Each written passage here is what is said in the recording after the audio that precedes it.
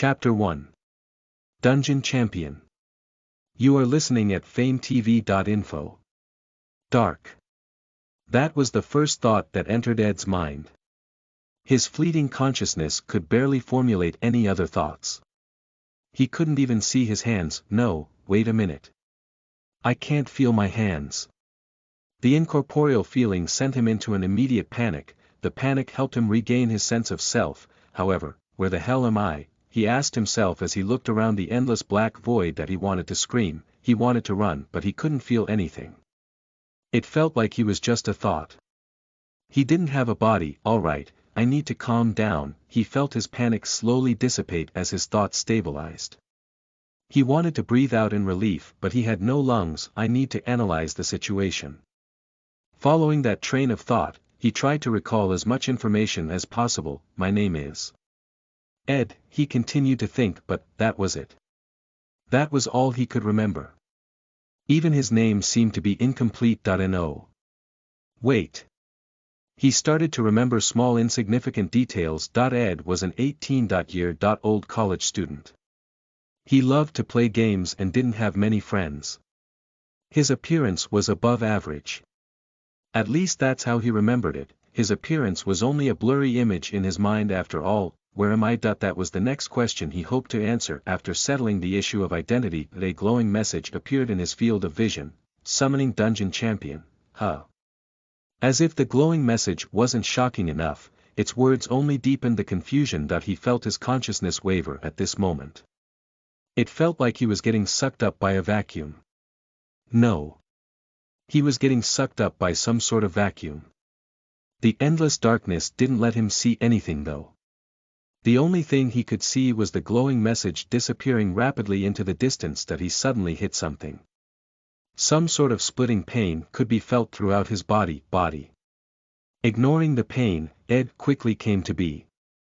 He opened his eyes and was shocked to find himself in a dimly lit hallway. This wasn't what I was expecting, he thought as he examined the corridor. The cracked brick walls looked like those of an old dungeon. Torches hanging against them provided only the most primitive of light. The atmosphere could not be more cryptic. He would feel goosebumps if he could. That was when he realized something else. He stopped focusing on his surroundings and quickly scrutinized his body. It was like that of a skeleton. Oddly enough, he seemed to be in a pristine condition, completely unlike those of a cadaver. His white bones even looked like someone had been polishing them. How does this even work? It was a mix of confusion and curiosity. It felt weird. When his consciousness first entered the skeleton, he instinctively felt like he had entered a body, yet his body was that of a skeleton. Before he could continue questioning his existence, his thoughts were interrupted by some sort of message.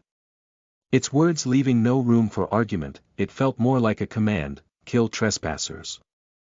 Failure to kill trespassers may result in a penalty. The message startled him. Killing. He had never killed anything in his whole life. He could barely remember anything apart from his vague identity, but he knew for a fact he had never killed, not to mention that the dimly lit hallway was still exuding a creepy aura, making Ed reluctant to go anywhere. And this weird message wanted him to kill something or someone. Forget it, but Ed knew he had no choice but to comply. He was especially afraid of the potential penalty. He chose to move. The command was clear and the area was creepy. It was his only option. He took a couple of steps before coming to a stop. The sound of his creaking bones was unsettling. A trespasser has entered your floor. It seems he was summoned anticipating a challenger. The first message did say he was a dungeon champion after all. Wait. How could he be a champion of any dungeon with zero combat skills whatsoever? He was worried, not yet panicking. His initial panic was enough to get him somehow accustomed to the situation.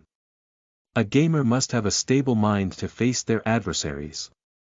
Something felt wrong about that though. In the first place, what was a game? I am getting sidetracked, he mentally admonished himself. A dungeon. That's the important part. The aesthetics do seem like that of a dungeon.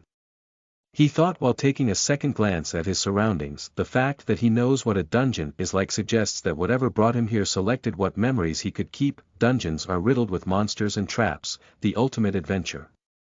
The treasures are usually worth the risk as well. The thought alone is invigorating, but it seems he has become one of the monsters instead. How did that happen? Too many questions with no answers. Ed might never even find out. He was about to face his first trespasser, after all. Who knows if he will survive the ordeal? The penalties suggested it was possible to avoid what he presumes are adventurers, though that he had to rack his brain and figure out a way to survive. He seemed to want to instinctively avoid the option of killing. A loud bang could be heard off in the distance. He knew something might soon approach him. He couldn't help but get curious though. If trespassers are adventurers, was he perhaps a floor boss? Describing himself as such was a bit embarrassing though. Without any skills, who would dare call him that?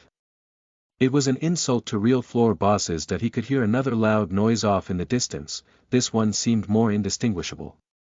It was a sound unfamiliar to him. Maybe like that of sizzling electricity. His memories were not as useless as he thought they would be. Based on his memories, those are likely spells. An adventurer tends to have different professions, each excelling in different fields. A chance. If the trespasser is indeed a magician, he might be able to eliminate them. Magicians are known for their weak bodies. There are rare exceptions. No. I wanted to escape. A confrontation is suicide. Ed was conflicted. He was stuck between the two choices and he had to carefully weigh them in order to survive. After a moment of deliberation, he came to a conclusion: eliminating the intruder seems like the best option, no matter how I weigh them. Trying to escape a dungeon or hide in a dungeon that he was unfamiliar with was stupid. Landing a sneak attack on a weak magician shouldn't be too hard though, right? As much as he hated the sound of his creaking bones, he needed to move. He ran in the opposite direction of where he heard the sounds. Looking once more at the hallway, he felt he was more akin to a mini-boss. But even that was an insult to mini-bosses. It didn't take him long at all for him to enter an unfamiliar room. The room was as expected, also poorly lit, but more importantly, it had decorations.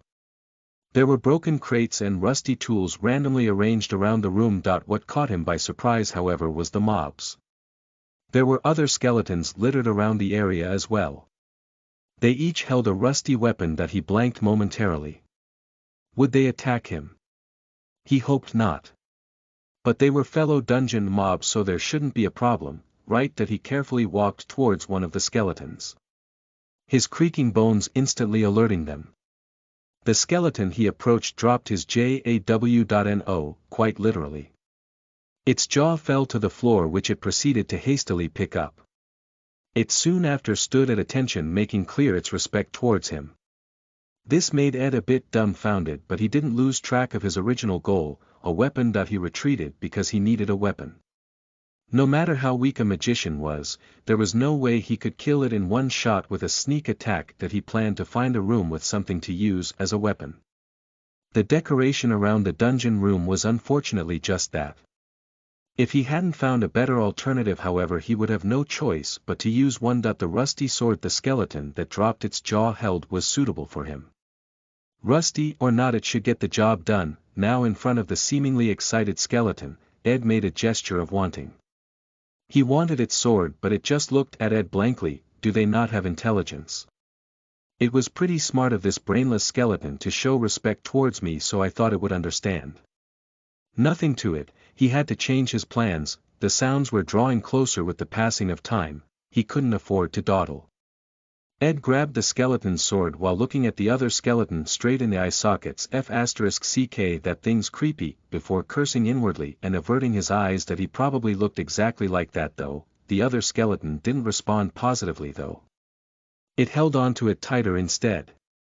It would be stupid of it not to know that a weapon was its only lifeline. Wait, it was stupid. The dungeon must have adjusted its knowledge as well. Ed wasn't having it though. He obviously had no sympathy for a bunch of skeletons. As if he will let himself die. He decisively smacked the other skeleton's arm and its shoulder joint got dislocated. If he had a face, it would be dumbfounded. He was stronger than he thought. It must be the benefits of a champion.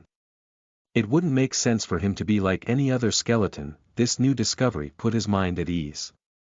He definitely stood a chance now. the other skeleton also realized this and politely removed his arm off of the sword with his non-dislocated arm. Ed properly held the sword now that the other skeleton backed off. The other skeletons seemed disinterested in getting involved. It was a good thing they didn't suddenly become hostile. Listen to the full novel at famvetv.info, direct link in the description.